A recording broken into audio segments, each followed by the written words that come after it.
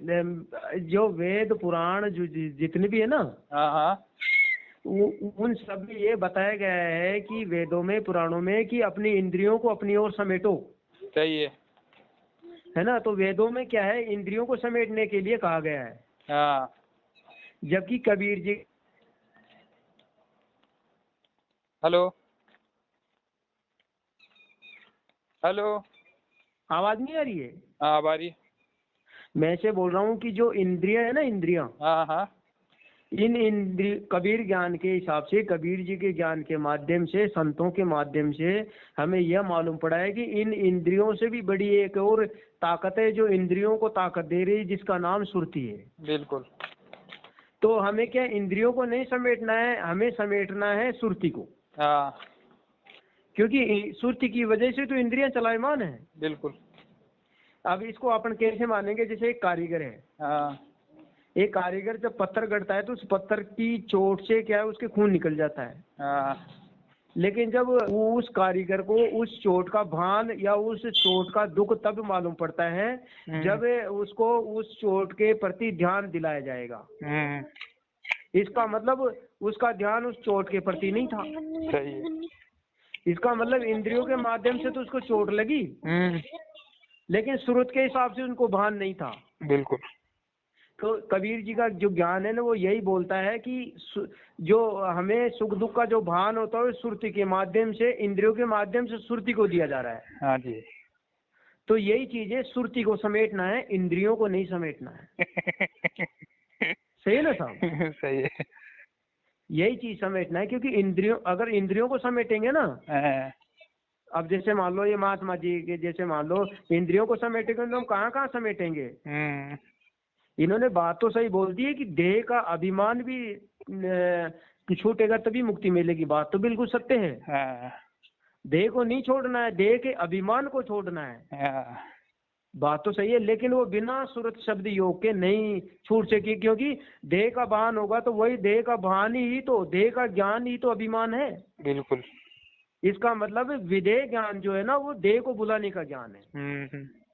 ये चीजें जो शब्द सूरत योग है ना, वो देह को बुलाने का, देह के अभिमान को छुड़ाने का ज्ञान है शब्द सूरत योग। ये चीजें तो कहने का मेरा तात्पर्य कि अपने को इंद्रियों को नहीं समेटना है, अपने को सूरत को समेटना है। सही है। क्योंकि इंद्रियों से भी बड़ी एक ताकत और है जो इंद्रियों को बलवती कर रही है, वो है सुरती। है ना, इसी चीज को ध्यान में रखना है अपने को, सुरती। दूसरी बात ये भी है, जैसे अपन किसी का सुमिरन करते हैं, हाँ, या मान लो याद करते हैं, हाँ, जैसे मान लो गुरु को याद किया और गुरु प्रकट हो गया सामने, हाँ, हाँ, तो उसको क्या कहोगे आप? मैं ऐसे बोल रहा हूँ, देखो एक चीज और बताता हूँ, नजरों से किसी चीज को ध्यान के माध्यम से देखना या प्रकट में देखना, उसको ध्यान नहीं बोला जाता है। अच्छा। हाँ, वो तो नजरों का काम है ना। नजरों के काम में और सिमरन में फर्क है। सुनी थी क्या आपने वो? हाँ, मैंने सुन लिया।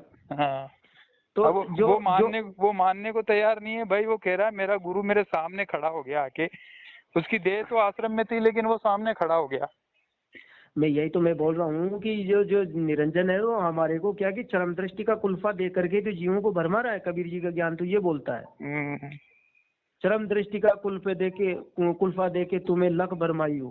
सही है ना साहब? बिल्कुल। अब मैं उसको कह रहा हूँ कि भाई देख, जो सामने दिख रहा है, अब वगैरह आत्मदर्शन हो गया। आत्मदर्शन हो गया तो आत्मा का दर्शन करने वाला कौन है? नहीं साहब जी, मैं ऐसे बोल रहा हूँ, जैसे मान लो मैंने रात्रि में आंख बंद करके सो गया अपने सैया पे।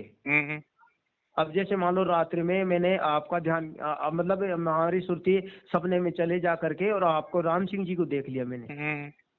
अब मैंने देखा तो सपना ही ना। सपने के अंदर, मतलब नींद के अंदर किसी सपने को देखना, देखो सपना पहले बात तो नींद में होता है। बिल्कुल। अब ये चीज भी ध्यान में रखना है कि जो अपन दृश्यमान चीजें रात्रि के अंदर शयन कक्ष में देख रहे हैं, वो एक सपना मान लिया गया है। जो दिखे सो माया संतो, तो यही चीज है, नींद वो माया ही तो बोला गया है। और जिस ध्यान को अपन ध्यान मान लिया, आंख बंद करके अब मैंने किसी भौतिक चीज को देख रहा हूँ, तो वो भी माया ही है, वो नींद ही है जीव की। ये चीज है ना, नींद है वो। क्यों नींद है? क्योंकि भले ही वो भौतिक शरीर को नहीं देख रहा हो, लेकिन भौतिक शरीर के माध्यम से किसी दूसरी चीज की पहचान कर रहा है वो अपने चरम नेत्रों से। बिना चरम नेत्रों के देखे हुए वो कैसे पहचान लेगा कि ये है कि वो है? सही बात है ना, अंधा तो देख ही नहीं सकता फिर। तो यही चीज है, जैसे मान लो रात्रि के अंदर अपन जब सपना देखते हैं ना, हाँ जी, तो उसको तो अपन सपना बोल देते हैं।